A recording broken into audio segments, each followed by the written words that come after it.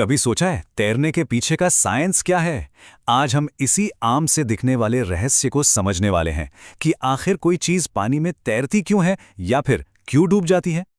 अब जरा सोचिए, लोहे से बना इतना बड़ा इतना भारी जहाज तो पानी पर आराम से तैरता है, लेकिन एक नन्हा सा कंकड़ सीधा नीचे, ऐसा कैसे हो सकता है ना अजीब। चलिए इसी के पीछे काम करने वाली फोर्सेस को समझते हैं।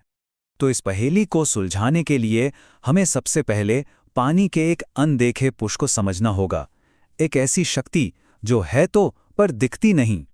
देखिए, पानी में जब भी कोई चीज जाती है तो पानी उस पर ऊपर की तरफ एक धक्का लगाता है। इसी को कहते हैं बोयंट फोर्स या उत्प्लावक बल। और हां, इसी फोर्स की वजह से स्विमिंग पूल में हर कोई खुद को हल्का महसूस करता है। वैसे ये कॉन्सेप्ट कोई नया नहीं है। महान वैज्ञानिक आर्किमिडीज ने सबसे पहले इसके बारे में बताया था। उनका कहना था कि ये जो फोर्स है ये उस जगह पर काम करता है जिसे सेंटर ऑफ बोयंसी कहते हैं।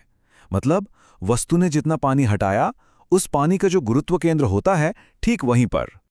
ठीक है, तो ये धक्का तो लगता है, पर ये कितना स्ट्रांग होता है, मतलब इसकी ताकत किस बात पर डिपेंड करती है? इसका जवाब हमें मिलता है आर्किमिडीज के ही एक बहुत मशहूर सिद्धांत से। सिद्धांत बहुत ही सिंपल है। जब कोई चीज पानी में जाती है तो उस पर ऊपर की तरफ लगने वाला फोर्स ठीक उतना ही होता है जितना वजन उस हटाए गए पानी का होता है।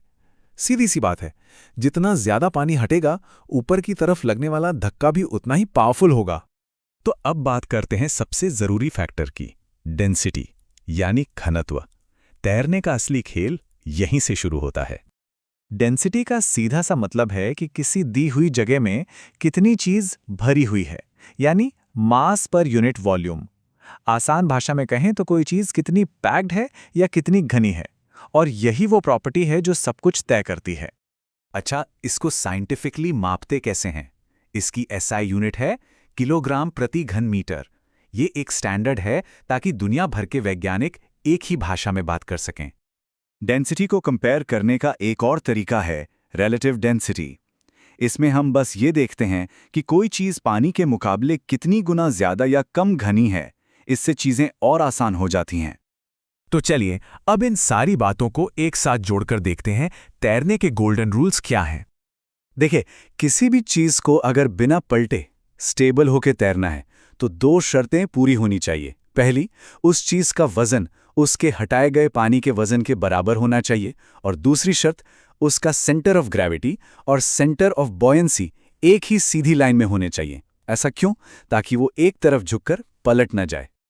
चलिए अब इस साइंस को लैब से बाहर निकालकर अपनी डे टू डे लाइफ में देखते हैं। ये कितना फैसिनेटिंग है। एक मजेदार फैक्ट, समुद्री पानी नॉर्मल मीठे पानी से ज्यादा डेंस यानी ज्यादा घना होता है। क्यों? क्योंकि उसमें नमक घुला होता है। और ये जो छोटा सा फर्क है ना, ये तैरने के एक्सपीरियंस को पूरी तरह बदल देता है। और यही वो वजह है कि समुद्र में तैरना किसी नदी या पूल के मुकाबले ज्यादा आसान लगता है। सिंपल लॉजिक है, पानी जितना डेंस होगा वो उतना ही ज्यादा अपवर्ड पुश यानी बोयंट फोर्स लगाएगा। इसी प्रिंसिपल से ये भी समझ आता है कि आइसबर्ग्स का सिर्फ 1/10 हिस्सा ही हमें पानी के ऊपर क्यों दिखाई देता है। सोचिए, असली विशालकाय हिस्सा तो हमेशा पानी के नीचे छिपा होता है। और ये सिद्धांत तो हमारे चारों तरफ काम कर रहे हैं। कभी नमक वाले पानी में अंडा तैराकर देखा है? वो तैरने लगता है। दूध की प्योरिटी मापने वाला लैक्टोमीटर, वो भी इसी प्रिंसिपल पर काम करता है। मतलब ये साइंस सच में हर जगह है। अब एक आखिरी सवाल, क्या हो अगर हम किसी चीज की डेंसिटी को अपनी मर्जी से कंट्रोल कर सकें? सबमरीन्स बिल्कुल यही करती हैं।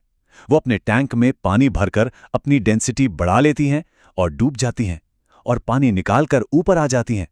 सोचिए, इस कमाल के सिद्धांत का इस्तेमाल और कहां-कहां हो सकता है।